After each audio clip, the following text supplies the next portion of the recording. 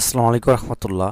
অষ্টম শ্রেণীর প্রিয় শিক্ষার্থীরা কেমন আছো? সবাই আশা করি অনেক ভালো আছো। তো আজকে হচ্ছে তোমাদের বাংলা বিষয়ে 78 নম্বর পেজে একটি ছক দেখতে পাচ্ছ, 4.1.2 সমাস প্রক্রিয়ার শব্দ গঠন করি। ঠিক আছে, খুবই মজার একটি বিষয়। সেটি হচ্ছে যে নিচের শব্দগুলোর আগে এবং পরে, ঠিক আছে, এই যে শব্দ দেওয়া আছে, বাগান দেওয়া আছে, বই দেওয়া আছে, আকাশ, এই শব্দগুলোর আগে এবং পরে তোমাকে কি করতে হবে? নতুন শব্দ বানাইতে হবে। ঠিক আছে, নতুন শব্দ বানাও এবং কাজ শেষে সহপাঠীকে তোমার কাজ দেখাও। তো তুমিও তার কাজ দেখো এবং একে অপরের কাজ নিয়ে আলোচনা করো। তো একটি নমুনা করে দেখানো হলো, যে একটি কিন্তু করে দেওয়া আছে কীভাবে করতে হবে। এখানে খেয়াল করো, যেমন একটা শব্দ দেওয়া আছে কি বাগান, তাই না?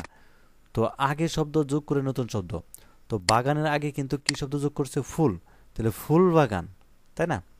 ফুল বাগান। তো তারপর দেখো, আহ, পরের শব্দ যোগ করে নতুন শব্দ।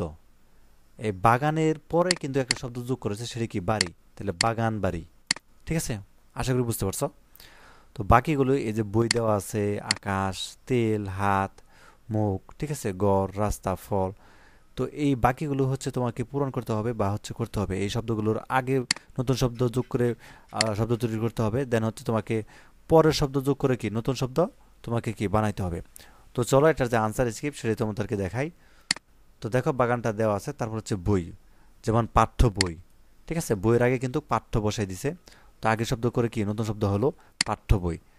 এবং বইঘর, ঠিক আছে, পরের শব্দ যোগ করে কি হলো? বইঘর। আকাশ, নীল আকাশ, ঠিক আছে, নীল আকাশ। এবং আগে শব্দ যোগ করলো এবং পরে কি হবে? আকাশপথ। ঠিক আছে। তেল, যেমন আহ, গানের তেল, ঠিক আছে, আগে শব্দ যোগ করলো কি? গানের তেল। তারপরে হচ্ছে কি পরের শব্দ যোগ করলো কি? তেলবাস। হাত, হাতের আগে কি হলো? 12 হাত, হাতে ঘড়ি। মুখ, চন্দ্রমুখ। তারপর কি? মুখপদ্ম। ঘর, রান্নাঘর, গড়পোড়া। রাস্তা, চৌরাস্তা, রাস্তাঘাট। ফল, কর্মফল, ফল দোকান। ঠিক আছে।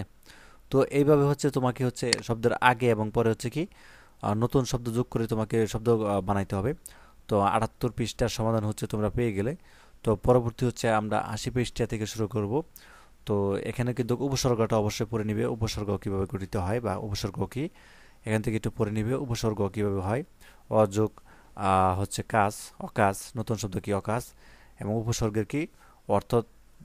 তেতনা হচ্ছে কি? অনুচিত। তো এগুলো একটু পড়ে নিবে বিশেষ করে।